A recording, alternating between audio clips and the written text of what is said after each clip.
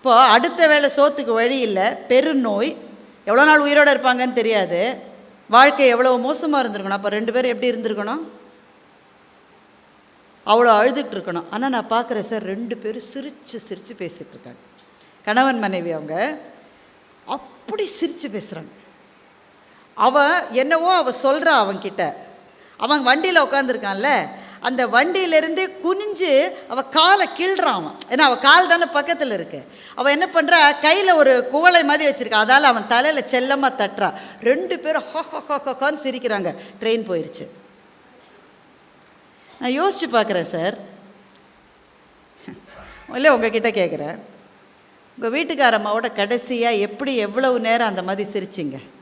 என்றைக்கு ஞாபகம் இருக்கா? ஞாபகம் இருக்கா? ஃபோட்டோ எடுத்தும்போது தான் சிரிச்சாராம். அதுவும் எப்போ ஃபோட்டோ? கல்யாணத்தன்னைக்கு எடுத்த ஃபோட்டோ. ஏன் சார், அவங்களுக்கு வாழ்க்கையில் எதுவுமே இல்லையே சார், எதுவுமே இல்லை. ஆனால் ஏதோ இருக்குது அந்த வாழ்க்கையில். இல்லை சார், காசு இல்லை சார், பணம் இல்லை சார், ஆரோக்கியம் இல்லை சார், வீடு இல்லை, சாப்பாடு இல்லை, எதுவுமே இல்லை. ஆனால் கணவனுக்கும் மனைவிக்கும் இடையிலே இருக்க வேண்டிய ஒரு பந்தம் இருக்கிறது.